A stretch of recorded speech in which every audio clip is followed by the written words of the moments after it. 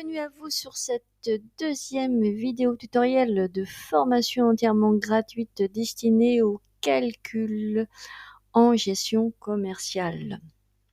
Nous allons voir au travers de cette vidéo par cours mais aussi QCM la notion de décimale, les fractions, les pourcentages. Mais avant toute chose, si vous découvrez cette chaîne grâce à cette vidéo, n'oubliez pas de vous abonner. C'est totalement gratuit. Il suffit tout simplement en bas à droite, vous devez avoir le petit icône s'abonner. Derrière, vous avez une petite clochette que vous pouvez activer pour recevoir les notifications de toutes les nouvelles vidéos que je publie. Des vidéos concernant soit la gestion commerciale, la comptabilité, les logiciels de bureautique, la certification TOSA, le CPF, enfin bref, tout un tas de vidéos gratuites pour booster vos compétences. Allez, c'est parti, allons-y. Les fractions, vous savez sans doute qu'une fraction est une part d'une valeur donnée. Prenons par exemple la fraction de cinquième, qu'on peut écrire également 2 divisé par 5 d'un kilomètre. Dans la fraction, le chiffre qui apparaît au-dessus ou après la barre de fraction, 5 dans notre exemple, est appelé dénominateur. Il signifie qu'on a partagé le kilomètre en 5 parties égales. Le chiffre apparaissant au-dessus ou avant la barre de fraction, 2 dans notre exemple, est appelé numérateur. Il suffit que la fraction comprend 2 de ses parts. Ainsi, la fraction 2 divisé par 5 d'un kilomètre est égale, d'après vous, à combien de mètres? Et oui, vous avez bien raisonné, c'est bien égal à 400 mètres. On peut additionner les fractions d'une même valeur, mais à une condition. Il faut qu'elles aient le même dénominateur. Ainsi, vous pouvez additionner 2 divisé par 7 et 3 divisé par 7 d'un kilomètre. L'opérateur a pour résultat, et oui super, 5 divisé par 7 puisque 2 plus 3 font 5. On peut additionner les fractions d'une même valeur à une condition. Il faut qu'elles aient le même dénominateur. Ça, c'est une règle super importante. À la même condition, dénominateur identique, vous pouvez également soustraire une fraction d'une valeur d'une autre fraction de la même valeur. 7 divisé par 9, 2 litres. 4 divisé par 9, 2 litres, a donc pour résultat 2 litres. Et bien, comme il y a ici un petit signe moins, splendide, le résultat est bien 3 divisé par 9, 2 litres, puisque 7 moins 4 font bien 3. L'une des opérations les plus courantes avec les fractions consiste à déterminer quelle est la valeur d'une certaine fraction d'un nombre. Si, par exemple, on veut savoir combien représentent les 3/5 de 325. Logiquement, il faut d'abord connaître la valeur de 1/5. Et pour cela, on doit diviser 325 par 5, bien sûr. Mais il faut ensuite multiplier ce premier résultat trouvé par 3, évidemment. On obtient ainsi le nombre cherché, c'est-à-dire, sans aucune difficulté, nous allons dire 195. Le calcul que nous venons d'effectuer ensemble s'exprime par la formulation 325 multiplié par 3 divisé par 5.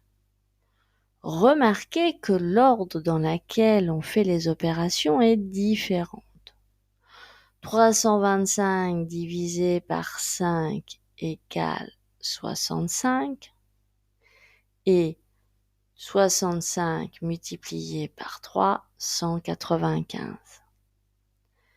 Si on fait 325 multiplié par 3, on a 975 et 975 divisé par 5, 195.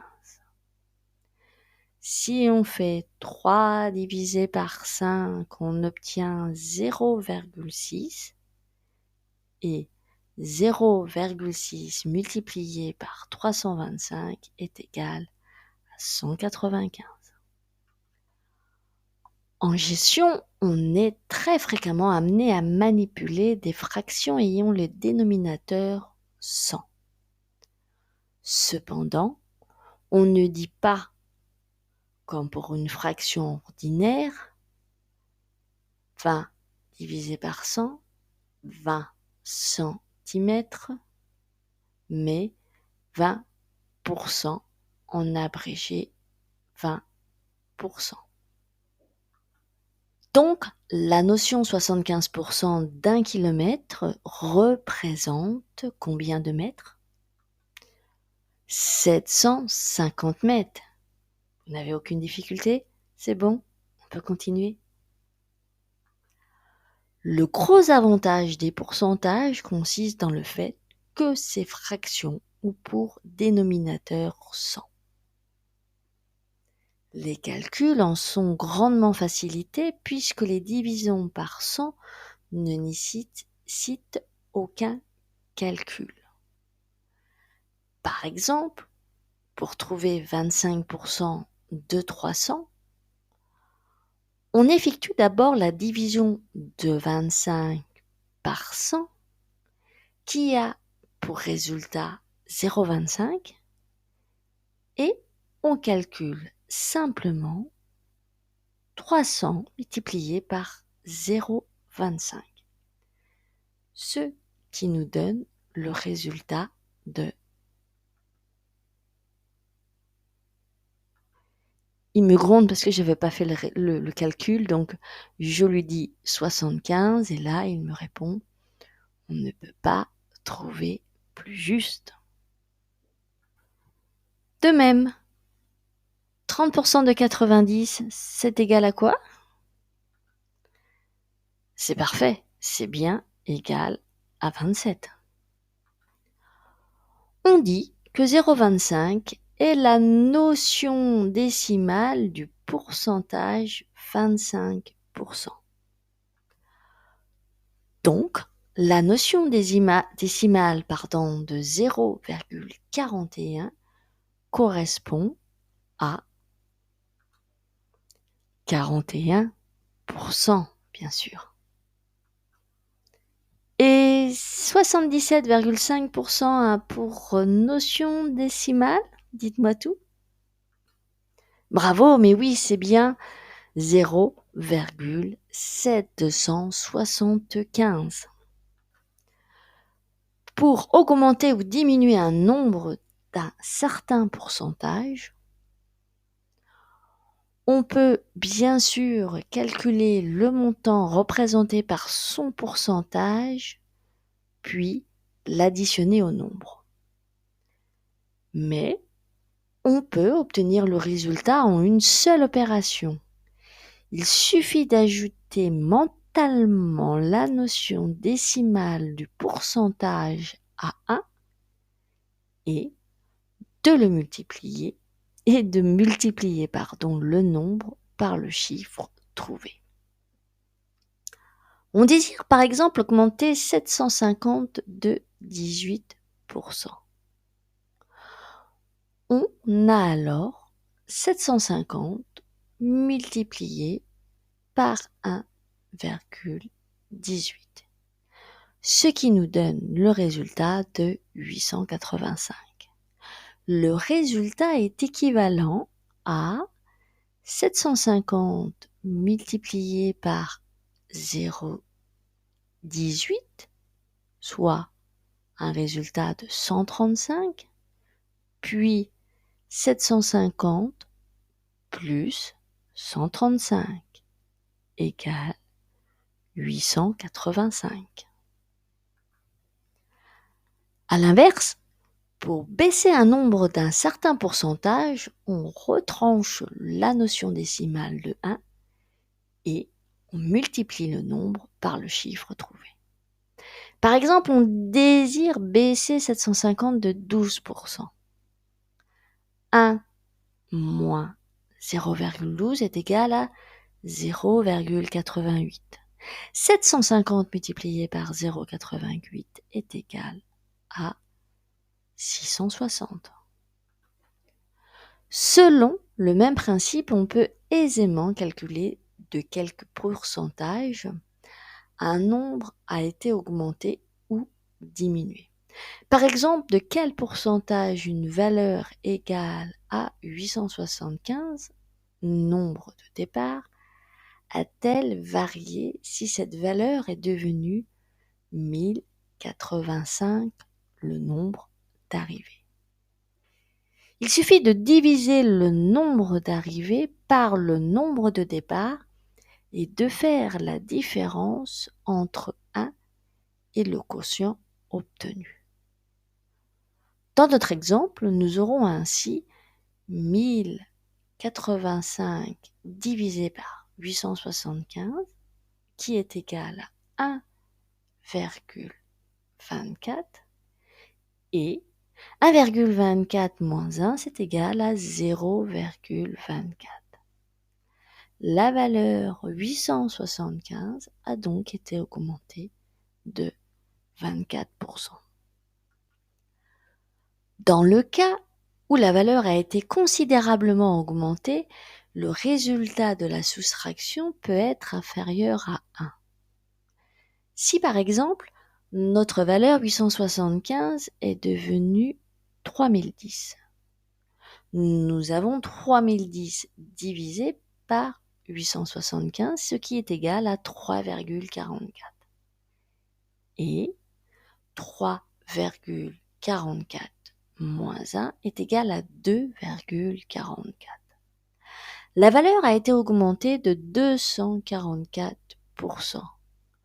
En effet, elle a été augmentée de une fois 100% de 875,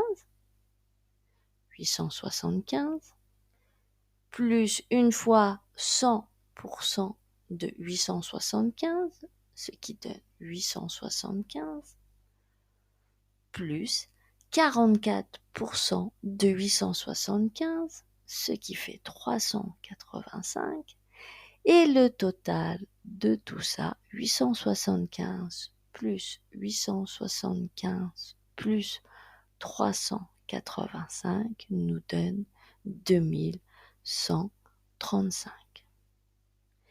Et effectivement, 875 plus 2135 est bien égal à 3010.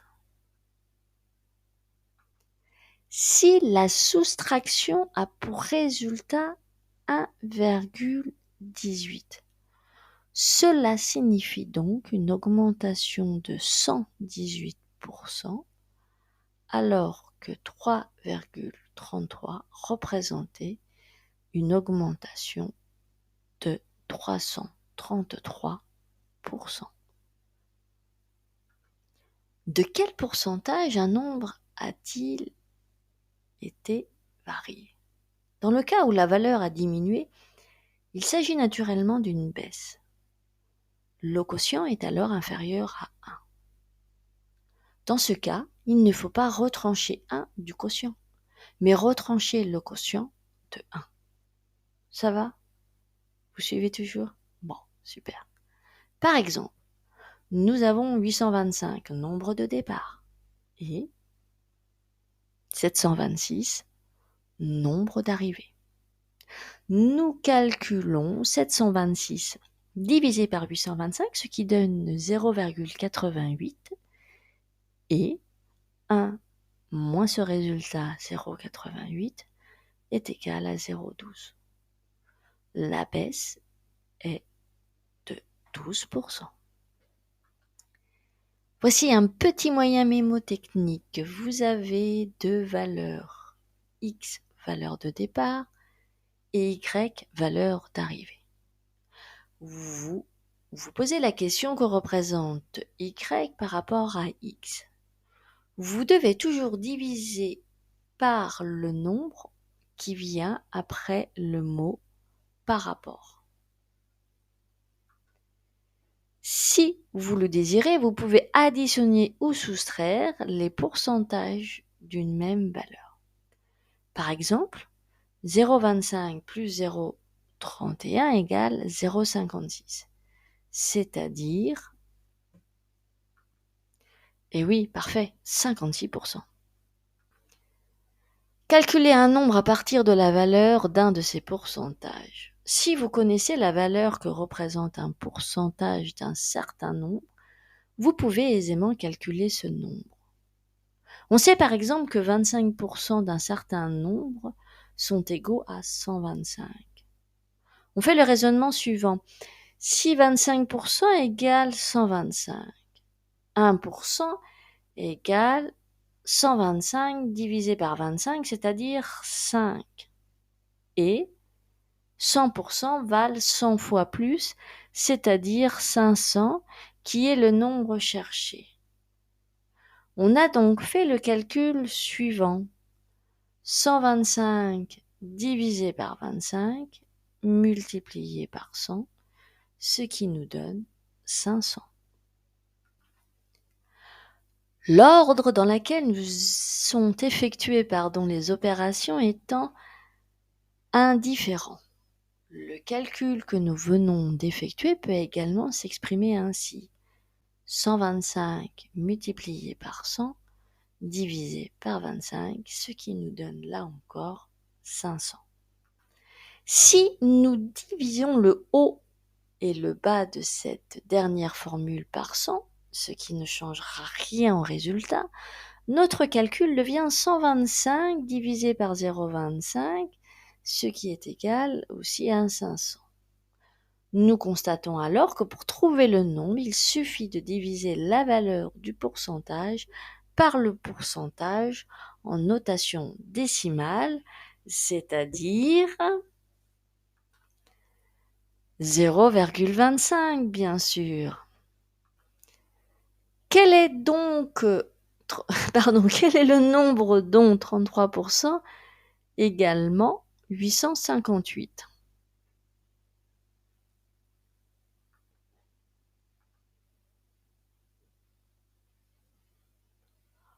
On peut calculer un pourcentage d'un pourcentage, par exemple 40% de 75% d'un nombre donné. Allez, on y croit. Le calcul est le même que pour déterminer le pourcentage d'une valeur, il suffit de multiplier 75% par 40%, c'est-à-dire 0,75 multiplié par 0,40. Le résultat est donc en pourcentage pour ce nombre 30%, facile, non? Schématiquement, on peut figurer le calcul 40% de 75% de la façon suivante. Je vous laisse visualiser ce schéma où nous avons donc nombre x 75%, au-dessus 25%, entre les deux colonnes 30% de x, calcul de 40% de 75% de x, on a 30%, ce qui nous donne 40% et 60%. Mais dites-moi, quelle opération feriez-vous pour trouver ce que représente 41% de 756? Et oui, 756 multiplié par 0,41 et non 756 divisé par 0,41. Mais dites-moi, si 26% est égal à 234, quelle opération feriez-vous pour trouver 100%? Très juste, cette fois-ci, vous feriez 234 divisé par 0,26 et non 234 multiplié par 0,26. Vous avez deux nombres A et B. Pour connaître la variation en pourcentage que représente B par rapport à A, vous devez donc diviser, diviser B par A et non A par B. Grâce à cette vidéo tutoriel de formation, maintenant, vous maîtrisez les pourcentages et vous pouvez aborder la gestion avec sérénité.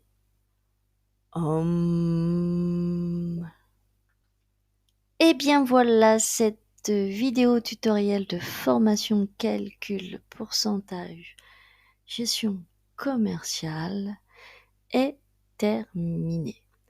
N'hésitez pas à faire des pauses sur les vidéos, accélérer si besoin, à revenir en arrière. J'espère que vous êtes maintenant vraiment plus serein pour pouvoir continuer à aborder la gestion commerciale. Je vous dis donc à très bientôt pour de nouvelles vidéos tutoriels de formation. Allez, ciao ciao!